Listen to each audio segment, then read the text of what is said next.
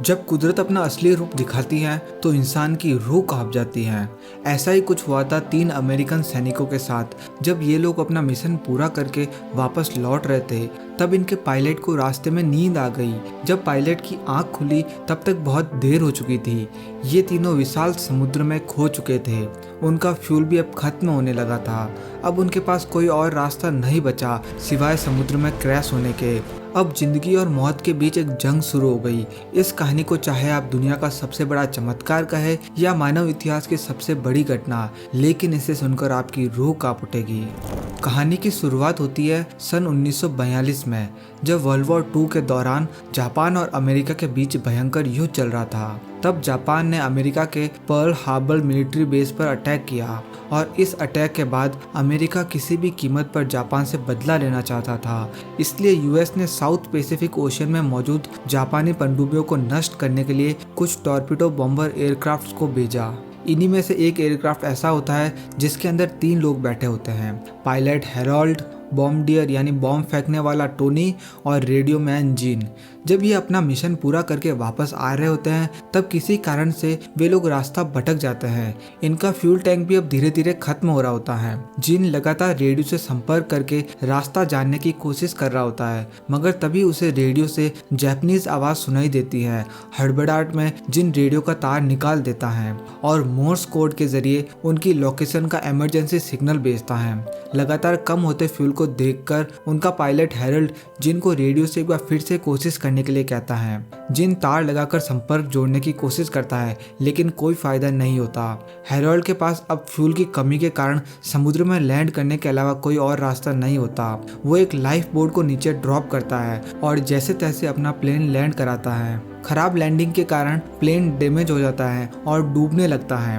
Harold तो वहां से निकल जाता है, मगर टोनी और जीन की सीट बेल्ट नहीं खुलती और वे लोग प्लेन के साथ डूबने लगते हैं। लेकिन इससे पहले कि वे दोनों प्लेन के साथ डूब जाते उनकी बेल्ट खुल जाती है और वे दोनों ऊपर आ जाते हैं। तब ये तीनों उस लाइफ बोट में बैठ जाते हैं, लेकिन इनके पास ना तो खाना था और ना ही पानी। हालांकि इनके एयरक्राफ्ट में सब कुछ मौजूद था, लेकिन क्योंकि अब प्लेन डूब चुका था तो इनके पास अब कुछ भी नहीं बचा। अब साउथ पैसिफिक के इस विशाल समंदर में जिसका अंत दूर दूर तक नजर नहीं आ रहा था, वहाँ ये तीनों फंस चुके थे। लेकिन इन्हें पूरा यकीन है कि जल्दी ही यहाँ पर यूएस नेवी आएगी और इन तीनों को यहाँ से बचाकर ले जाएगी, और ऐसा होता भी है। इन्हें आसमान में यूएस नेवी का एक एयरक्राफ्ट दिखता है। इनका चीफ कहता है कि पानी में पैराशूट खोल दो ताकि ऊपर से वो पैराशूट को देख सके, क्योंकि इनकी बोट बहुत छोटी होती है और इतनी ऊंचाई से बोट को देखा नहीं जा सकता। मगर उनका पैराशूट उनके एयरक्राफ्ट में था जो कि पानी में डूब चुका है। वे लोग अपनी जैकेट निकालकर उसे जोर जोर से घुमाते हैं और चिल्लाते हैं, लेकिन वो प्लेन वहां से जाने लगता है। जीन कहता है कि वो इस विशाल समुद्र में हमें ऐसे नहीं छोड़ सकते। अगर हमें मदद नहीं मिली तो हम मारे जाएंगे। हैरोल्ड कहता है कि वो बार बार एक ही जगह पर हमें ढूंढने नहीं आएंगे, यानी कि हमें खुद ही किसी तरह यहाँ से निकलना होगा। लेकिन कहीं न कहीं हैरोल्ड, जो कि इन सबका सीनियर है, वो जानता है कि वे सब यहाँ पर फंस चुके हैं। वो सबको कहता है कि अपने जूते उतार दो क्योंकि ये सफर बहुत लंबा होने वाला है, और वे तीनों अपने जूते निकाल देते हैं। इनकी लाइफ बोट इतनी छोटी होती है कि उसमें कोई सामान रखने की भी जगह नहीं होती। इसलिए हैरोल्ड उनसे कहता है कि तुम दोनों अपने जूते समंदर में फेंक दो और सिर्फ मैं अपने जूते रखूंगा, ताकि अगर हमें जमीन मिले तो हम में से किसी को आगे चलकर जाना होगा और उसमें जूते हमारे काम आएंगे। और इस तरह इनका पहला दिन समुद्र में बिना पानी और खाने के निकल जाता है। अब रात में इनके सामने एक नई समस्या होती है। दरअसल बोट बहुत छोटी होती है, उसमें इतनी जगह नहीं होती कि वे तीनों आराम से सो सके। इसलिए वो एक एक करके बारी बारी सोते हैं। रात को इनका चीफ, जिसका नाम हैरोल्ड है, वो बोलता है कि क्या किसी को पानी पीना है। टोनी और जीन उसकी बात को सुनकर उसकी ओर हैरानी से देखते हैं, और इसके बाद हैरोल्ड अपने जूते के अंदर यूरिन करता है और उसके बाद वो उसे पी जाता है, क्योंकि वो जानता था कि यहाँ पर पानी का मिलना इतना आसान नहीं है। अगली सुबह हैरोल्ड इन्हें बताता है कि मेरे हिसाब से हम हवाई शहर की ओर जा रहे हैं, जो कि यहाँ से लगभग 1900 माइल्स दूर है। हमारे पीछे साउथ अमेरिका है, जो कि यहाँ से 6000 माइल्स दूर है। हैरोल्ड एक पायलट है, इसीलिए उसे जगहों की दिशाओं का अच्छा अंदाजा होता है। वो कहता है कि अगर हम इसी तरह चलते रहे तो कुछ ही हफ्तों में पहुंच जाएंगे। ये सुनकर टोनी और जीन दोनों हैरान हो जाते हैं। टोनी कहता है कि अगर हम पहुंच भी गए तो उससे पहले ही हम भूख और प्यास के कारण मर जाएंगे। जीन बोलता है कि यहाँ पानी में बहुत सारी मछलियाँ हैं, हमें कुछ तो करना होगा। जीन एक बंदूक की मैगजीन से स्प्रिंग निकालकर उसे मछली पकड़ने वाला कांटा बनाता है और उस कांटे को पानी में डालता है और तभी उसके कांटे में कुछ फंस जाता है। वे उसे खींचने की कोशिश करते हैं और जब वे लोग जोर लगाते हैं तो उनकी रस्सी टूट जाती है। जीन कहता है कि शायद पानी में कोई हमसे भी ज़्यादा भूखा है। हालांकि वे लोग समंदर में है, पानी के बीचों बीच, लेकिन यहाँ पर भी बहुत ज़्यादा गर्मी होती है, इसलिए जीन पानी में कूद जाता है। वो कहता है कि उससे अब गर्मी बर्दाश्त नहीं हो रही। उसके पीछे पीछे टोनी भी कूदने लगता है, लेकिन हैरोल्ड उसे रोक लेता है और जीन को भी जल्दी से बोट पर आने के लिए कहता है, क्योंकि उसने सुना था कि इस इलाके में शार्क है। जीन ये बात सुनकर जल्दी से बोट पर आ जाता है। धीरे धीरे वक्त बीतता है और इन्हें बोट पर फंसे हुए 5 दिन हो जाते हैं और 5 दिनों से उन्होंने ना पानी की एक घूंट पी और ना ही खाने का एक निवाला खाया, जिसकी वजह से ये तीनों बहुत कमजोर हो जाते हैं। टोनी को प्यास बर्दाश्त नहीं होती, इसलिए वह समुद्र का पानी पीने लगता है, मगर हैरोल्ड उसे बताता है कि इससे तुम्हारी प्यास मिटेगी नहीं बल्कि उल्टा बढ़ जाएगी। दरअसल इन सबका यहाँ पर फंसने का सबसे बड़ा कारण हैरोल्ड ही होता है, जो कि इनका पायलट है। वो लोग वेस्ट की तरफ जा रहे होते हैं और वो जीन से कंफर्मेशन मांगता है कि क्या हम सही दिशा में जा रहे हैं, और रेडियो पर जीन को बताया जाता है कि तुम्हें ईस्ट में जाना है। इसी वजह से वे लोग रास्ता खो देते हैं। अब बैठे बैठे हैरोल्ड को अचानक याद आता है कि उसकी शर्ट की जेब में एक पेंसिल थी। हैरोल्ड अपने जेब से पेंसिल निकालता है, जिसे देखकर वो बहुत ज़्यादा खुश हो जाता है। हैरोल्ड उन दोनों को बताता है कि इसकी मदद से हम एक चार्ट बना सकते हैं ताकि हम पता कर सके कि इस समय हम कहाँ हैं और हमें किस तरफ जाना चाहिए। वो अपनी लाइफ जैकेट को निकालकर उस पर मैप बनाने लगता है और चार्ट बनाने के बाद उसे अपनी स्थिति का पता चलता है। वो कहता है कि हमें अपनी बोट हवा के साथ बहने से रोकना होगा। इसके लिए वो लाइफ जैकेट से और उनके पास जो सामान होता है उससे एक लंगर बनाते हैं और उस लंगर को पानी में डाल देते हैं, जिससे वो बोट एक जगह स्टेबल हो जाती है। और हवा जब इनके मुताबिक सही दिशा में बहती है तो वे लोग उस लंगर को बाहर निकाल देते हैं ताकि हवा के साथ सही दिशा में आगे बढ़ सके। फिर वे लोग भगवान से प्रार्थना करके अपने लिए कुछ मांगते हैं। जीन मांगता है कि समुद्र में सभी बोट्स की रक्षा करना और टोनी मांगता है कि बस बारिश हो जाए ताकि वे लोग अपनी प्यास मिटा पाए, मगर बारिश नहीं होती, जिसके कारण वो निराश होकर बैठ जाता है। उसी रात जब वे लोग सो रहे होते हैं तभी अचानक बारिश होना शुरू हो जाती है और इतने दिनों के बाद पानी पीकर उन्हें बहुत राहत मिलती है। अगले दिन सुबह जीन बैठकर मछली पकड़ने का काम कर रहा होता है, मगर उसे एक भी मछली नहीं मिली। हैरोल्ड उससे कहता है कि तुमसे ज़्यादा पेशेंस वाला मछुआरा मैंने आज तक नहीं देखा, जो पिछले 1 हफ्ते से लगातार कोशिश कर रहा है। लेकिन जीन अब खुद भी फ्रस्ट्रेट हो चुका था। वो अपनी जेब से चाकू निकालता है। हैरोल्ड उससे कहता है कि मैंने तुम्हें कितनी बार कहा है कि इस चाकू को हमेशा अपनी जेब में रखना, क्योंकि सिर्फ यही एक ऐसी चीज है जो हमारी इस राफ्ट में छेद कर सकती है। लेकिन जीन उसकी बात नहीं सुनता। जैसे ही उसे पानी में एक मछली दिखती है वो उस पर वार करता है, लेकिन उसे लगता है कि उसने राफ्ट को चाकू मार दिया है। वो कहता है कि मुझसे गलती हो गई है, मैंने शायद गलती से राफ्ट को चाकू मार दिया है। हैरोल्ड बोलता है कि उस चाकू को बाहर मत निकालना, क्योंकि अगर उसने चाकू को बाहर निकाल दिया तो राफ्ट के अंदर पानी भर जाएगा और जिसकी वजह से वे लोग डूब जाएंगे।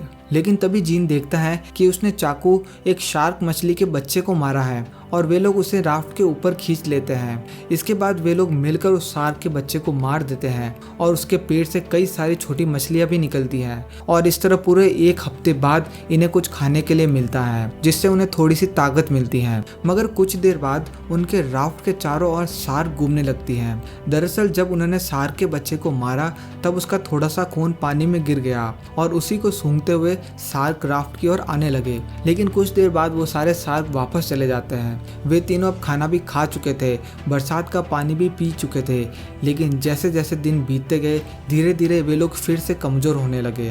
एक रात जब जीन पानी में हाथ डालकर बैठा होता है तभी एक शार्क उसके हाथ पर हमला कर देती है, लेकिन उसकी किस्मत अच्छी थी, उसे ज्यादा चोट नहीं लगी। अगली सुबह जीन देखता है कि उसके सामने कोई आइलैंड है। ये देखकर वो अपने बाकी साथियों को भी दिखाता है, पर उसके साथी उसे जवाब देते हैं कि सामने कुछ भी नहीं है, तुम्हें जो कुछ भी दिख रहा है वो सिर्फ तुम्हारा भ्रम है और कुछ नहीं। इसी तरह करीब 15 दिन गुजर जाते हैं फिर एक दिन जब हैरोल्ड सुबह उठता है तो वो देखता है कि जीन और टोनी दोनों में से कोई जगा हुआ नहीं है, वो दोनों ही सो रहे होते हैं, जबकि उन्होंने जाग कर बारी बारी पहरा देने के लिए तय किया था ताकि हवा की दिशा उन्हें पता रहे और उसके साथ ही वे सही दिशा में आगे बढ़ सके। हैरोल्ड उन दोनों को उठाकर उन पर जोर जोर से चिल्लाने लगता है। जीन कहता है कि ये सब तुम्हारी गलती है, हम पर चिल्लाना बंद करो, तुमने ही ध्यान नहीं दिया होगा जिसकी वजह से हम यहाँ पर भटक गए हैं। ये सुनकर हैरोल्ड को याद आता है कि वो एयरक्राफ्ट चलाते वक्त कुछ सेकंड्स के लिए सो गया था, जिस वजह से वे बहुत दूर चले गए और रास्ता भटक गए। ये याद आने के बाद हैरोल्ड उन दोनों से माफ़ी मांगता है और बोलता है कि मुझे माफ़ कर देना, मेरी वजह से तुम लोग भी यहाँ पर फंस गए। अब कुछ दिन बीतते हैं और उन्हें फिर से भूख लगने लगती है। तभी जीन देखता है कि उनकी बोट पर एक पक्षी बैठा हुआ है। वो एक गन की मदद से उस पक्षी को शूट कर देता है, लेकिन वो पक्षी गोली लगने की वजह से समंदर में गिर जाता है। अब हैरोल्ड उस पक्षी को वापस लाने के लिए समुद्र में कूद जाता है। तभी एक शार्क उसके पीछे लग जाती है। वो जल्दी से उस पक्षी को लेकर वापस अपनी राफ्ट में आकर बैठ जाता है और शार्क उसके बोट के नीचे से निकल जाती है। उनके उस शार्क के बच्चे को खाए हुए 10 दिन हो चुके थे, लेकिन अब उनके पास एक बार फिर से खाना होता है। जैसे जैसे वो इस वीरान समुद्र में दिन गुजारते गए, वैसे वैसे वो अपनी दिमागी हालत को खोते जा रहे थे। सभी को अजीब अजीब से सपने आने लगे। इसी तरह से देखते ही देखते 30 दिन गुजर जाते हैं। इन 30 दिनों में उनका शरीर इतना कमजोर हो चुका था कि बोलने तक की ताकत उनमें नहीं बचती। ठीक उसी रात फिर से बारिश होती है और फिर से उन्हें पानी पीने के लिए मिलता है, लेकिन ये बारिश अपने साथ एक बहुत बड़ा तूफान लेके आती है। इस तूफान में उनकी बोट पलट जाती है, मगर जैसे तैसे वो उसे सीधा करके उसमें बैठ जाते हैं और किसी तरह वो इस भयानक तूफान से बच निकलते हैं। रात भर तूफान से लड़ने के कारण वे लोग इतना थक चुके थे कि वो बोट पर किसी जिंदा लाश की तरह पड़े होते हैं और अपने घर परिवार को याद करने लगते हैं।